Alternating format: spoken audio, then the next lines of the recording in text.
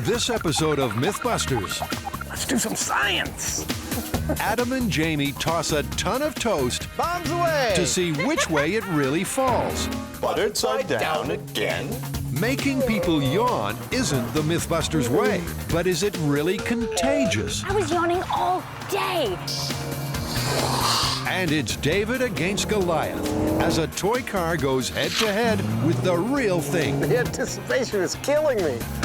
Who are the MythBusters? Am I missing an eyebrow? Adam Savage I reject your reality and substitute my own. and Jamie Heineman. Quack, damn you. I wouldn't say Jamie's an evil genius.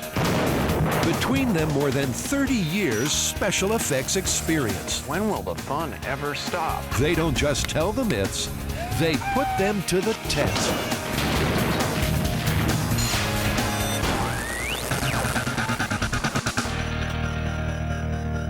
Introducing the 1970 Johnny Lightning Challengers. First off the grid, a myth that's almost as old as toy cars themselves. Fast. Race any other cars against the new Johnny Lightning Challengers and see for yourself. That's an invitation that the MythBusters just can't refuse. So strap yourself in for a classic schoolyard myth. I gotta say, Carrie, I am really, really jealous that you guys get to do the legwork on this next myth. It sounds like a lot of fun. I'm really excited about this one. The myth is that a toy car can go faster than a real car. That's coasting, right? Yeah, under just the acceleration of gravity, a toy car going down a quarter-mile track against a race car, the toy car is going to win. I would imagine the toy car is definitely going to go faster for the first 100, 200 feet. It's going to reach its maximum speed in a very short period of time. The larger car is going to take longer, but is it going to go faster? I don't know. I mean, to be honest, I really don't have a guess on this one. These are the fastest cars around. To find out, they'll need to know how fast a toy car can go before its wheels fail. They'll also need to know how fast one will go before wind resistance becomes too great and flips the car off the track. Our resident gasheads are in pole position to get this myth revved up. I love toy cars. I got my very, very first kiss over one of these toy cars. And then he punched me. First, they need a rig to test toy car wheels to destruction at up to 80 miles per hour. What we're going to do is put the wheels, or the actual car, on the belt sander and run it at that speed to see how fast we can go before the wheels break. What a mechanic I am. How's it working? Nice. It looks like the build team are off to a flying start. But when they calculate the speed of the belt sander using a tachometer, It's saying 550 RPM. they hit their first problem. So that's going 43 miles an hour. That's it? Not fast enough. Why don't we rig up something else? Like we could do something with a grinder that's 30,000 RPM. Why The don't we wheels just have to why don't we spin just really jack up a car, attach the wheels to the actual car wheel, and then just floor it. Brilliant and potentially deadly. So, a perfect MythBusters rig. The car is jammed up against the wall in case it falls off the jack while the wheels are at high speed. Yeah, and with the angle that we've got the forks at, it's not going to slip forward, it's going to slip back, if anything. They tape up the treads to create a smooth test track. Then position Scotty's rig with a C-stand. Just see the way it's sitting. Yeah, it seems fine to me. Seems all right. Not too much pressure on the wheel. There we go. 15, 25. If the toy wheels stay on the wagon, there could be mileage in this myth. 30, There went one wheel. What was that, mile per hour? 35. Well, they're not rated for much, are they? 35 miles per hour might be disappointing, but Jamie's not convinced about the rig. I think it's about the weight. Now, I don't like this setup because we got this C-stand on here. Okay. I'd like to try one and just hold on to it because I can make it, you know, a featherweight, which is all it should be. Okay. Rather than risk Jamie's hands-on approach, they decide to modify the rig. What we've been having as a problem, our first rig was putting too much pressure on the wheels. So what we did is we changed it up a little bit. Now we're just having a car held in place, no pressure on top, but it's just resting on the tire. And this way it'll give us a more accurate result of what a car would actually be doing. Okay, Scotty, start her up.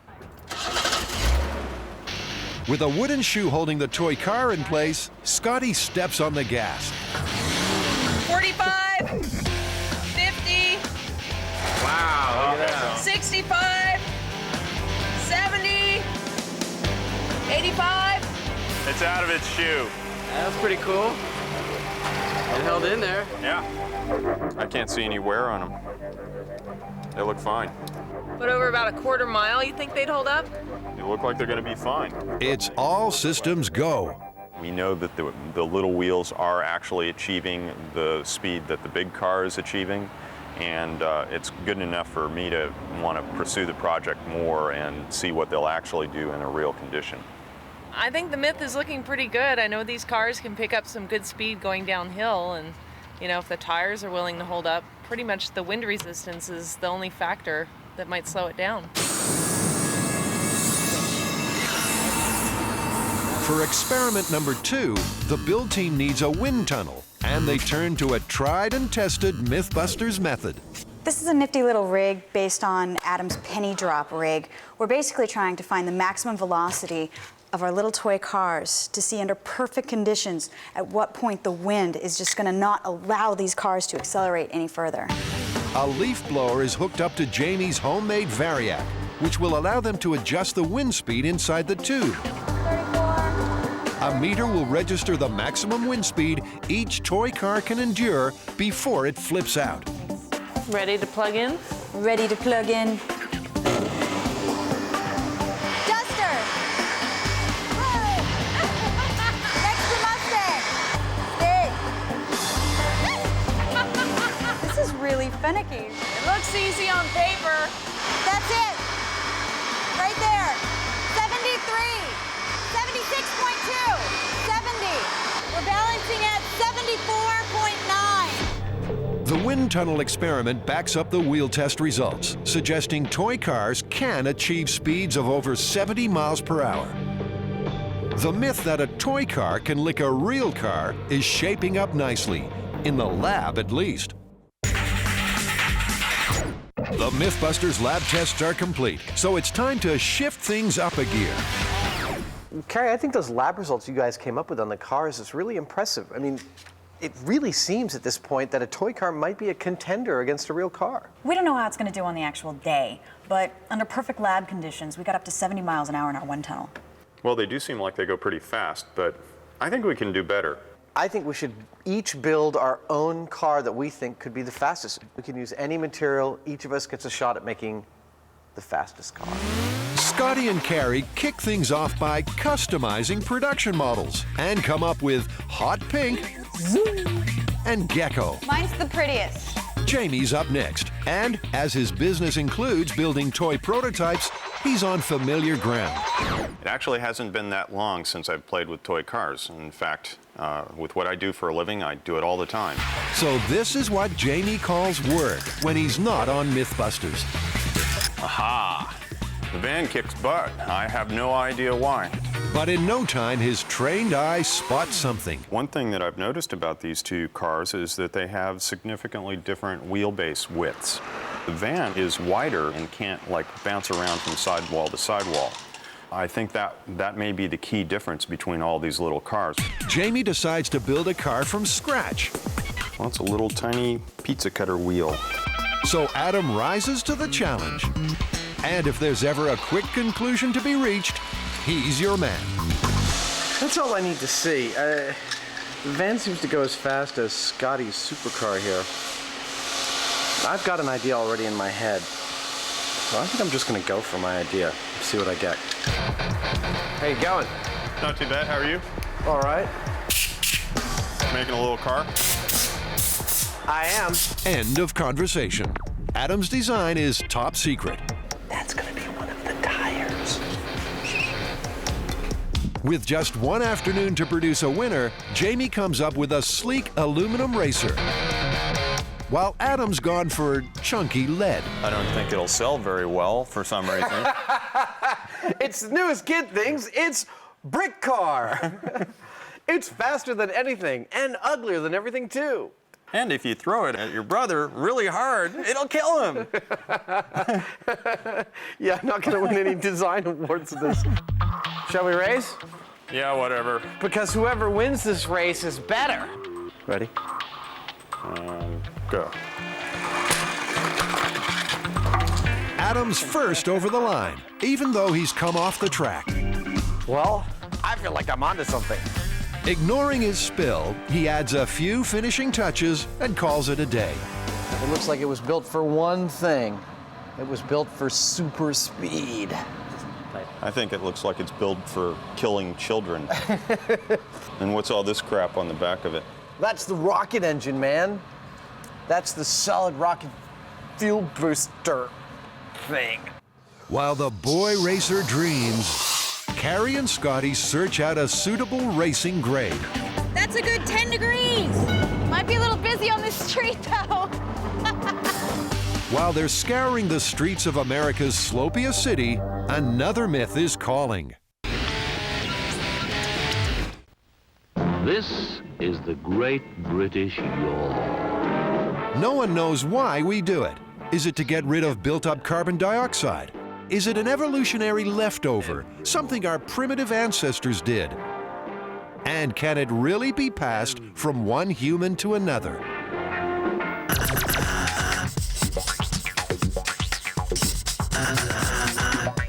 So how are we going to test whether or not yawning is contagious? Well, first we need a test audience. We're going to have to isolate them and be able to watch them with hidden cameras. And we're going to have to be able to control this. Let's say it's a room. We build a room.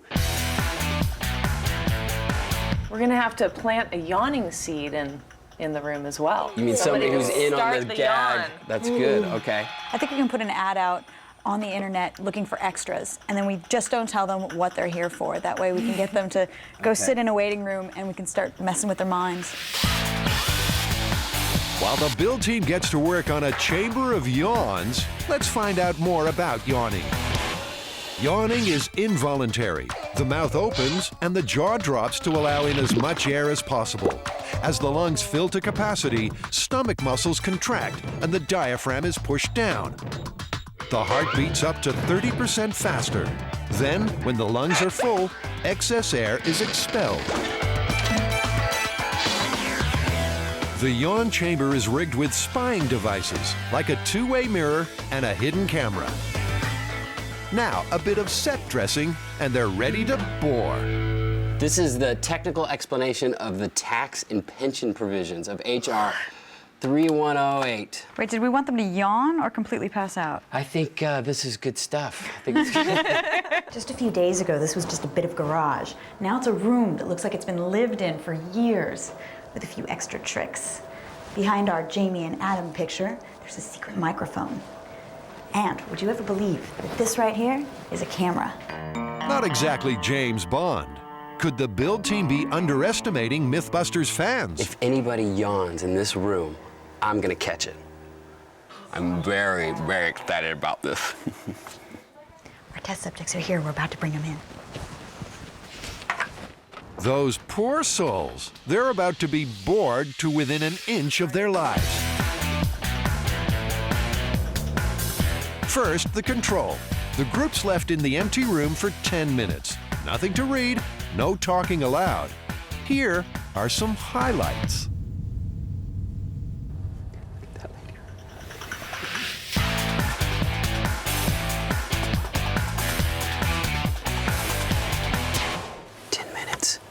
Absolutely no yawning.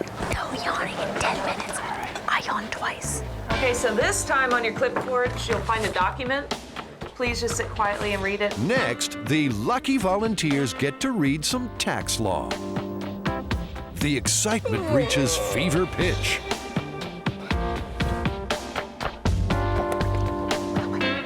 People, we have our first yawn. Now, will it travel round the room like a Mexican wave?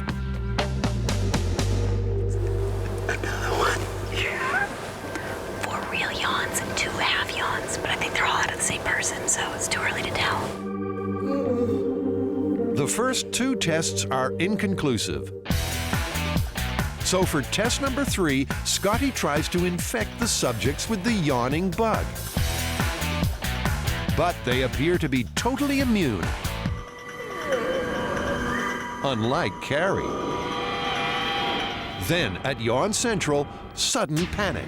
The watchers think they are being watched. Has their cover been blown? I swear that guy's looking right at me. Or is working in a dark, confined space starting to get to them?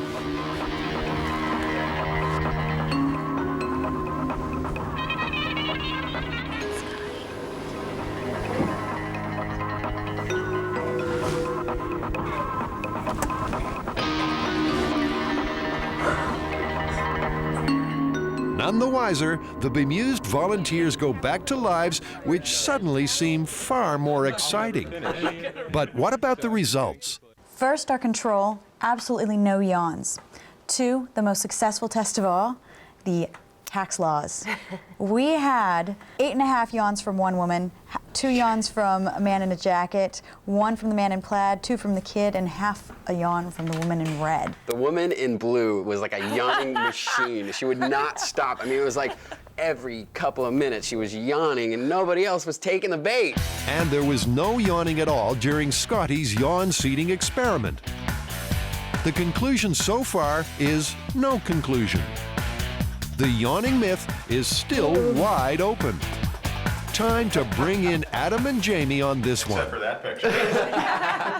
I love those guys. They're not boring, they're exciting.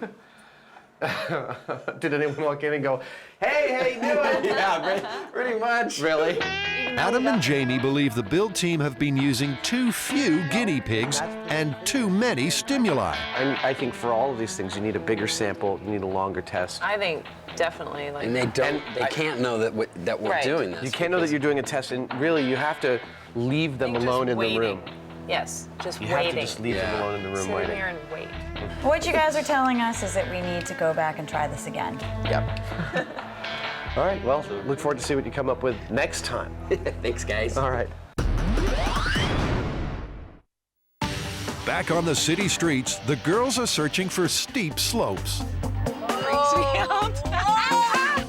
But Carrie and Scotty can't find a straight quarter mile, the length of a drag racing strip for their toy car racetrack.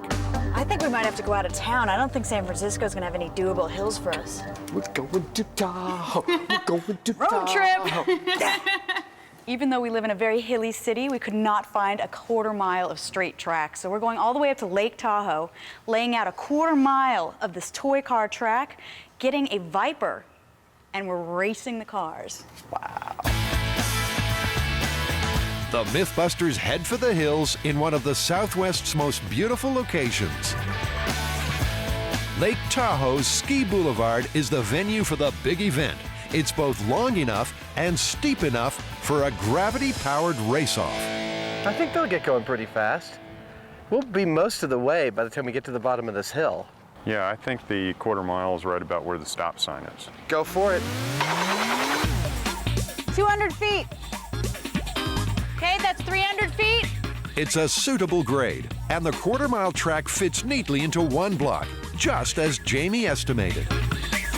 That was freakish. Jamie stood at the top of the hill and said, quarter miles just about to the stop sign.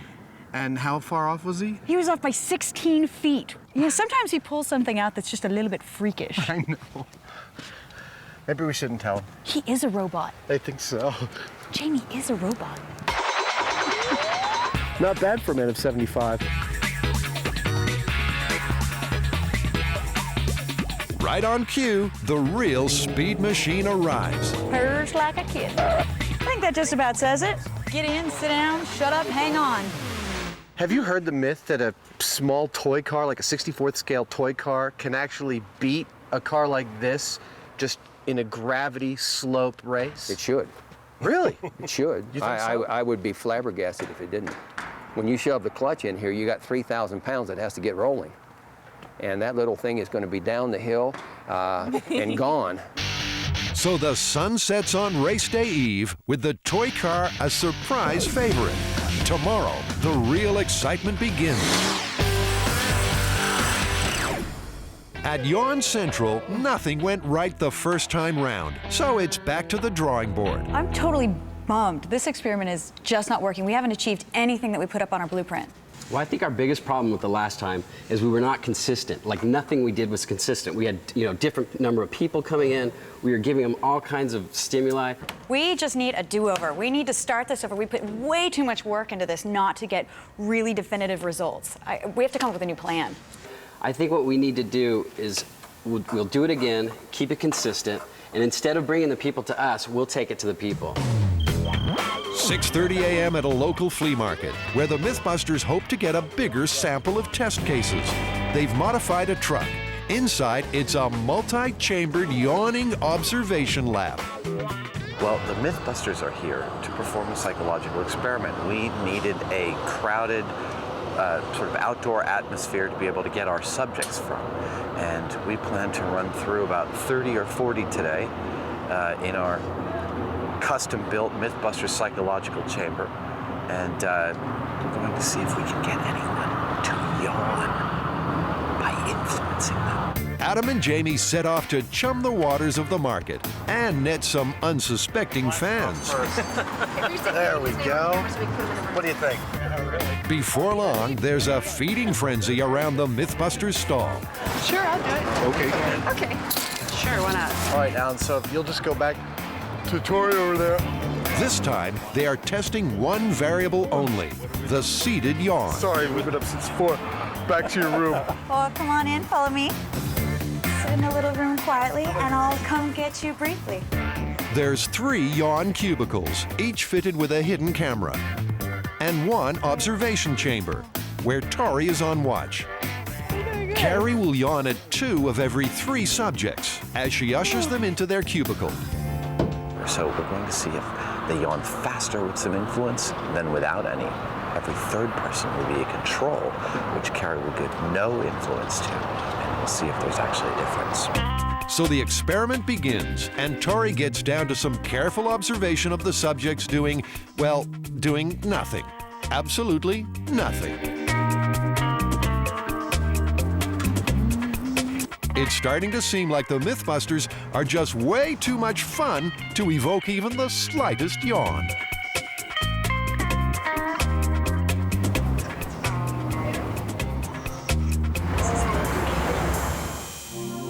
Then, a breakthrough.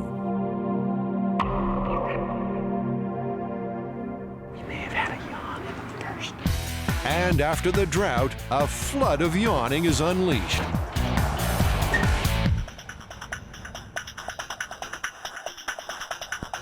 The MythBusters suddenly have the Midas touch.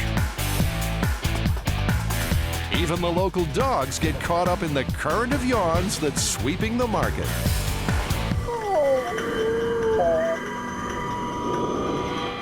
The experiment also suggests that some guinea pigs are more observant than others. And finally proving that all good things must come to an end, 5 hours and 50 test cases later, the Yawnathon draws to a close. That was it. That's the last one. We're done. For Carrie, it's not a moment too soon. I was yawning all day, to the point where my cheeks were hurting and my eyes were watering. All right, well, after testing 50 people in the field, our largest sample we've ever used on MythBusters, the results are in.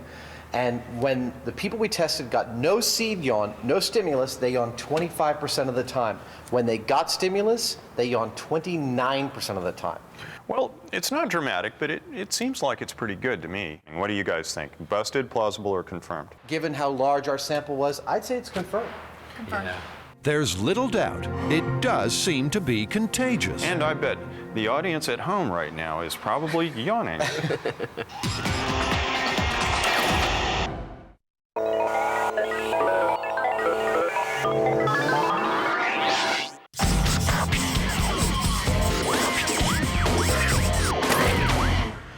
You know, Jamie, this coming up is a question that has plagued the breakfast table for generations. And that would be whether buttered toast falls buttered side up or down more often. Exactly. You know, Jim, it is a truth universally acknowledged that a man in possession of a good fortune must be in want of a myth to bust.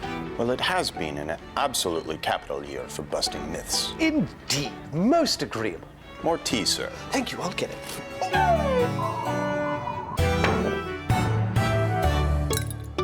Buttered side down again? Well, that sounds like something we need to test, and I have an idea. Well, I have an idea too, actually. Let's say we actually go off, build 2 separate rigs, get them together, and see which one comes up with a better result. That sounds like a capital idea. Excellent. At long last, this centuries-old breakfast brain teaser is going to be put to the test. But why simply drop buttered toast when you can build an over-elaborate machine to do it? I love the Rube Goldberg approach. It's always funny to me to bring in pneumatics and other sciences to bear on something like toast falling off of the table. Adam goes over the top with a pneumatic device which mimics breakfast table mishaps. There are many ways that toast can fall, but the most common, it would seem to me, is toast accidentally getting brushed off a table like that. Now the question is how to come up with a mechanical model that can repeat that type of action. And what I've got here is a top-loading toast tosser. Toast tosser is right. His solenoid valve is way too powerful. Now there's a problem with my rig right off the bat, which is it's just throwing the toast like a frisbee, like that. I was trying to think of something slightly more random that would brush it off the table like that. Adam recalibrates his rig, so instead of launching toast across the kitchen, it recreates the classic brush off the table scenario. The toast tosser 2.0. First, he runs a control experiment with unbuttered toast.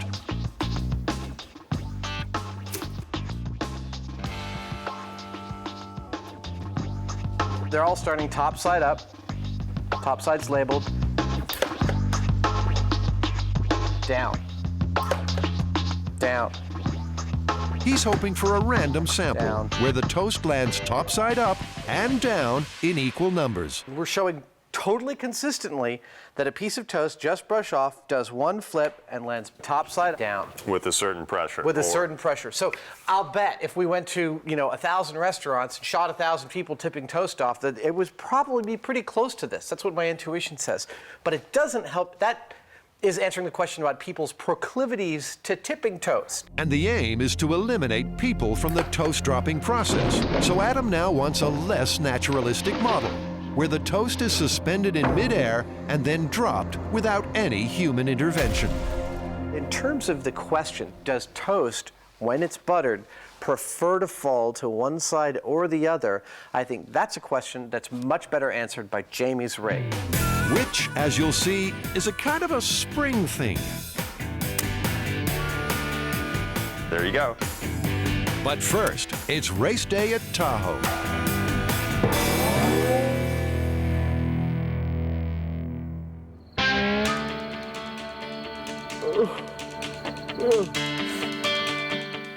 I'm most definitely a morning person. I'm up this early anyway. Adam and Jamie, night and day. Well, it's pre-dawn. It's freezing. And we're getting together a quarter mile of toy car track. If you want to play with the big toys, apparently you have to get up really early in the morning. Armed with 1,320 feet of track, our toy car gladiators set out to do battle. But before they can go head-to-head with the Viper, there's a world record length of toy track to lay, specially manufactured for MythBusters by Mark Kazimoff of Race Grooves, assisted by his offspring, Amanda and Jeremy.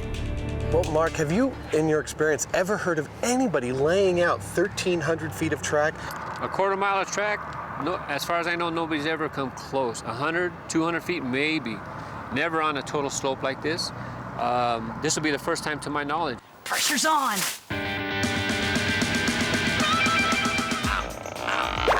Can't feel fingers. We're gonna get run over by a car. Oh! Did that guy just drive over the track? It's a lot of work laying out a quarter mile of track. I'm just gonna be out there straightening. Please note the Heineman doing his careful straightening work. Jamie's people have been track straighteners since the Middle Ages. Even with that pedigree, Jamie's got his hands full. Every half hour or so, this track is gaining 2 or 3 inches. As the day heats up, things start to go curly. The problem is that as the sun is hitting our track, it's making the plastic expand. And it's actually causing it to buckle. This track in the hot sun could actually be 5 or 6 feet longer over 1,300 feet than in the cold. Jamie's gonna be running up and down that track all day. We're fighting shadows. I'll tell you what, I've had enough of this already today. Tell them to go. Scotty, are you ready to do a test run? Just go. Okay, here it comes. 3, 2, 1. It's the longest toy track in history, but is it flat enough? The anticipation is killing me. Is it coming still? It stopped. Started 200 feet. Over. Let's go straight into another round. Over. Fingers are crossed. Oh! But the track's still buckled. We're gonna take a break right now because we could keep on doing this until the cows come home. A quick team talk and a tough decision is made. To keep this myth alive, it must be radically scaled down. Just ridiculous to keep trying, spend half an hour to undo these buckles when they just keep appearing. So right now, we're going to go up to the 400-foot mark, and I'm going to time it with a stopwatch at 400 feet. At least we'll be able to get a bunch of repeated runs in. This has been so spotty up until now. Back at the MythBusters workshop, Jamie's rig is ready to test if toast lands butter side down. Okay, so I'm always going to put the top facing to this side. Facing which way? That way, yeah. Oh. Thank you, Adam. Ow, it hurts to laugh. Well, I didn't know the rig wasn't assembled. So you want to mark it now? Sure.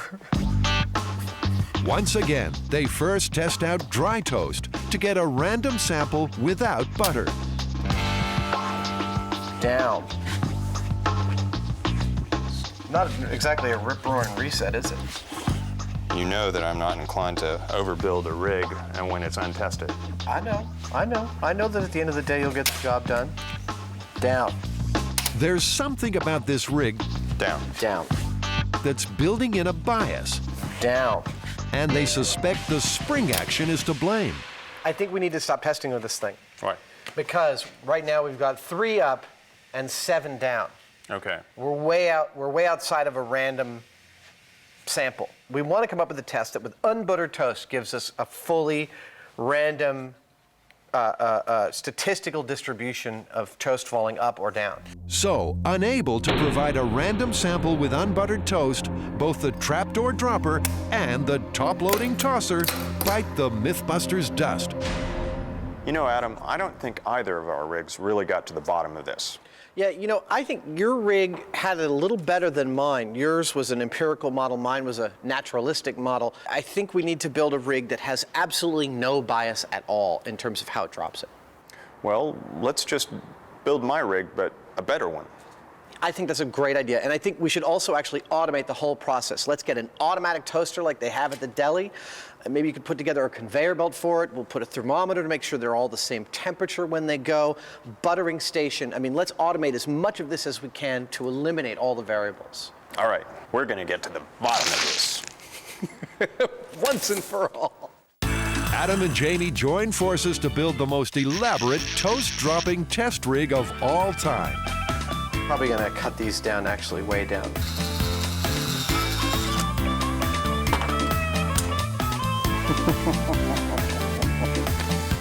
A toast dropper. Who would have thought? Oh, looks good.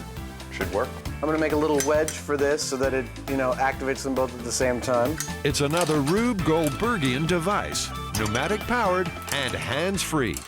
It should drop toast perfectly level and consistently each time, thus eliminating any human factor in cheating the toast buttered side up or buttered side down when it drops. There's our piece of toast. held innocently. And when I want to drop it, I push this button, and it drops. It's kind of surreal to have spent so much time and effort on a machine that just drops pieces of toast perfectly straight. I think we've blown the whole toast dropping mechanism field wide open. The toast dropper is done to a T. All that's needed now is a toast transporter. This is a toast conveyor belt, and while it's not entirely necessary, it'll add a certain level of complexity to our device that we like. Unnecessary? Over-elaborate? Sounds like fun. Back at Lake Tahoe, the track has been shortened to 400 feet, and inaugural time trials are underway to find which toy car will face the Viper. Cruising! We have a white car ready when you are. We're ready down here. Give us a countdown. 3, 2, 1.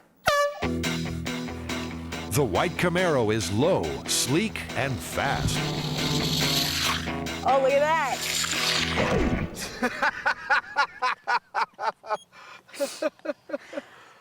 Well, it was riding on top of the middle meridian, and it still made it in 23 seconds. That's 22 miles per hour, the fastest of the Johnny Lightning entrants. But what about the MythBusters homemade prototypes? Okay, Adam's lead thing is up next. The boy racer is first on the grid, and his reputation is on the line. Okay, watch your fingers and limbs, because it's gonna fly. Now, some people say toy car racing is a matter of life and death. Oh! But not Adam. A part came off of it. Yeah, big shocker there. To him, it's way more important than that. Well, it looks like, as I thought, it was top heavy. Well, you can understand my disappointment. I just want to see it happen. Adam's still dreaming of the checkered flag. Oh. Wrecked in the same place. But before long, he's waving a white one. Well, he got, kind of ambitious with his lead approach and figured he was going to wipe everybody out. I thought so too. I'm very sad about my car. It's too top heavy. I know. Mental note, never work with animals or children. Okay, we're getting ready to go with mine, over. I'm ready. Okay, 3, 2, 1. So, from Adam's lead balloon to Jamie's silver bullet. That was a very handy 18 seconds, over. Damn, you took 4 seconds off the top record. Jamie, you won! Isn't that beautiful? Mental note, animals, children, and Carrie.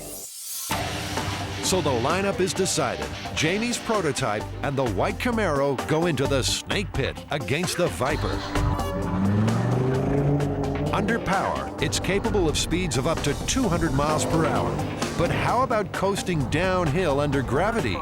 Can it beat a toy car? Or will the mini-me's get a jump on the muscle monster?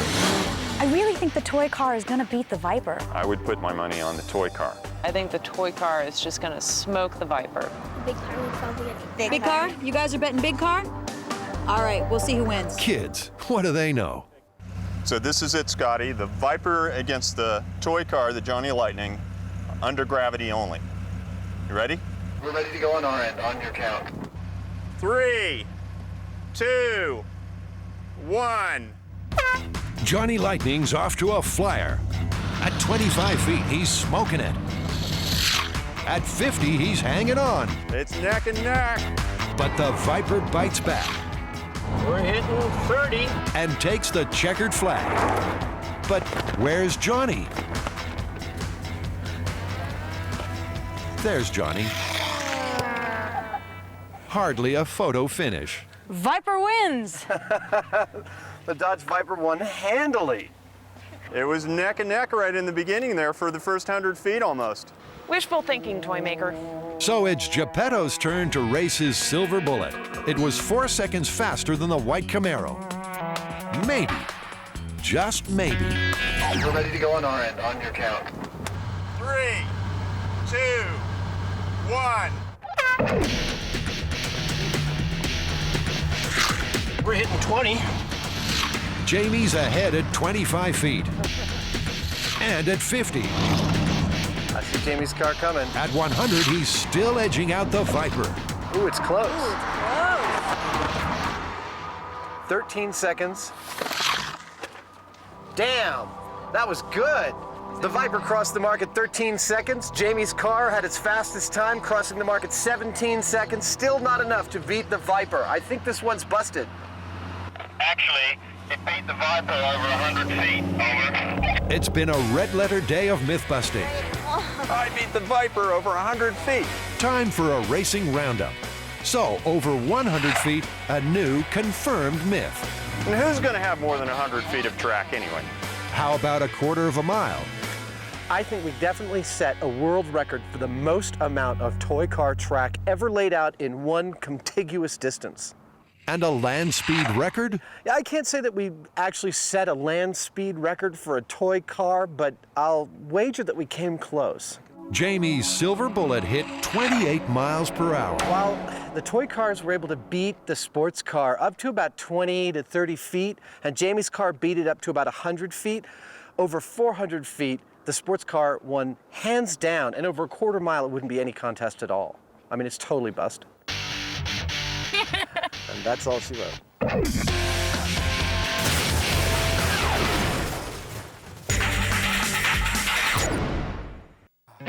Never in the realm of science or breakfast has so much effort gone into perfecting the art of making and dropping toast.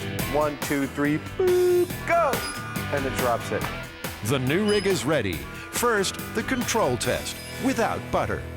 When the toast gets to me for test number 1, I'll just be putting an X across the top of it, putting it in our toast dropper, and activating the drop and logging on this piece of paper whether or not it's landed up or down. Okay, so 20 slices unbuttered. Correct. You ready? I'm ready. All right. Adam limbers up, and it's game on. Oh yeah. Here comes piece number 1. Down. Next. 3, 2, 1, go. Next. The rig runs like clockwork, bringing on one of Jamie's schoolgirl giggling fits. This is going to be an intense day, I'll tell you that. It's going to be like that episode of Lucy, you know, with the chocolates. Next. I notice you're not doing anything, actually. I'm loading the toast. That's my job. Down. Next. This is the last slice of our test. We're showing a perfect statistical distribution up and down and down. We had 11 landed up and 13 landed down. That's close enough. At long last, a truly random sample. I'd say that's pretty much what I'd expect in terms of any kind of random statistical anomaly of heads up, heads down. I think it can mean only one thing. It's time to butter the toast. It's time to butter the toast. Okay, this is it, the buttered test. You ready? Oh, I'm ready, baby. I've got my butter standing by. Okay, we're fully loaded. 200 degrees. On deck. In the field of buttered toast dropping, on deck. This is poetry in motion. You all right down there? I'm fine. On deck. These guys are cooking. On deck. The results, if anything, are showing the toast prefers to land buttered side up. Or does it? Last one coming through. Throughout the ages, millions have wondered. Now, the waiting is almost over. Amazing. We had 12 up, 12 down, 24 slices of bread, just like the first test. No difference at all. Myth busted. For the answer of off a table, does toast prefer butter up or butter down? I'd say it does not prefer either. There's still stacks of bread in stock, so why retire a perfectly good rig? This is MythBusters after all.